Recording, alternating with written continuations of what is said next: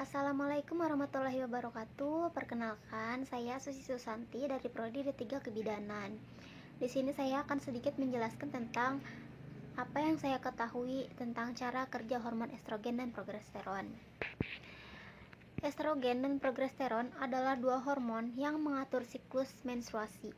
Efeknya tubuh akan berpikir seakan dalam keadaan hamil, meskipun tingkat hormon lebih rendah ketika mengonsumsi pil dibandingkan selama kehamilan. Fungsi hormon estrogen dan progesteron sangat penting untuk mendukung perubahan fisik dan perkembangan organ reproduksi wanita. Pria juga memiliki kedua jenis hormon tersebut loh.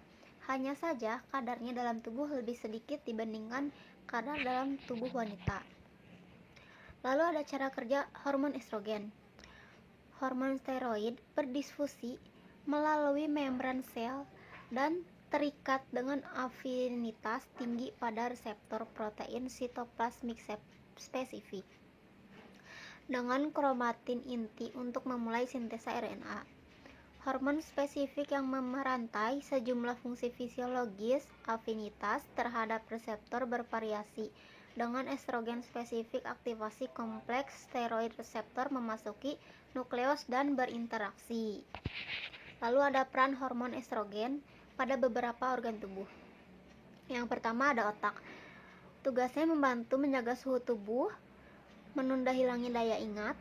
Selain itu juga membantu mengelola bagian otak yang mempersiapkan tubuh untuk perkembangan organ kewanitaan dan reproduksi.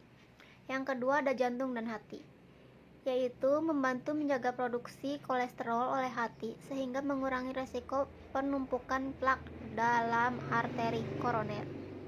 Lalu ada indung telur dan rahim. Tugasnya merangsang matangnya indung telur serta merangsang permulaan siklus menstruasi wanita. Lalu yang keempat ada payudara. Tugasnya merangsang perkembangan payudara di masa pubertas serta mempersiapkan kelenjar payudara untuk memproduksi ASI. Dan yang terakhir ada tulang, membantu mempertahankan kepadatan tulang bersama vitamin D, kalsium, dan mineral. Hormon estrogen membantu mencegah pengeroposan tulang yang berisiko menyebabkan osteoporosis. Lalu ada cara kerja hormon progesteron. Yang pertama ada siklus kesuburan. Siklus kesuburan wanita rata-rata 28 hari yang dibagi menjadi 3 fase. Menstruasi dan ovulasi merupakan fase pertama dan dari siklus tersebut. Sedangkan fase terakhir yang disebut fase luteal, progesteron akan sangat memainkan peranan penting. Sesudah ovulasi, folikel akan berubah menjadi kuning dan melepaskan sel telur, kemudian disebut sebagai corpus luteum. Yang kedua, cara kerja hormon progesteron di dalam efeknya. Kadar progesteron akan meningkat pada 10 hingga 14 hari setelah ovulasi. Maka rahim pasti akan terlapisi cukup lapisan darah untuk pemberian makanan sel telur yang dibuahi. Ovulasi akan terhalang oleh progesteron dan berikutnya selama fase luteal. Lalu ada masalah kesuburan dan progesteron.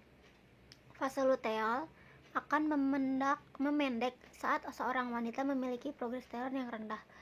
Kondisi seperti ini akan membuat seorang wanita susah untuk hamil. Dan yang keempat ada solusinya. Untuk meningkatkan kadar progesteron dapat dilakukan dengan cara mengkonsumsi 200-800 vitamin B6 setiap hari agar memungkinkan telur dibuahi dan terimplantasi pada rahim dengan baik. Kadar progesteron yang meningkat akan mengurangi keluhan akibat PMS. Lalu ada tugas utama hormon progesteron nih. Yang pertama pada wanita, fungsi hormon estrogen dan progesteron sebenarnya saling berkaitan dalam mengatur siklus menstruasi. Namun, tugas utama dari hormon progesteron pada wanita adalah mempersiapkan tubuh untuk melalui masa kehamilan. Saat seorang wanita hamil, kadar hormon progesteron dalam tubuh akan meningkat. Lalu pada pria, kadar progesteron dalam tubuh pria terbilang rendah.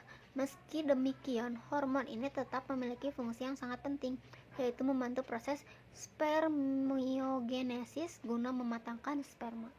Progesteron juga berperan dalam proses pembentukan testosteron. Fungsi lain dari hormon ini pada pria adalah memengaruhi sistem saraf pusat dan ketebalan tubuh, serta merangsang penambahan berat badan dan nafsu makan. Sekian itu saja yang saya ketahui. Mohon maaf bila banyak kesalahan. Wassalamualaikum warahmatullahi wabarakatuh.